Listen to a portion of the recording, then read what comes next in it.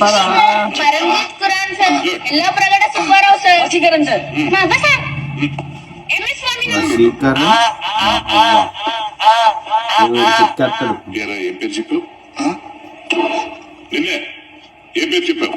Robo Vaseegaran sir. Robot Vaseegaran ఎవర్రా? అదే sir, robo సినిమాలో వసీకరణ్ కూడా సైంటిస్టే కదా అని.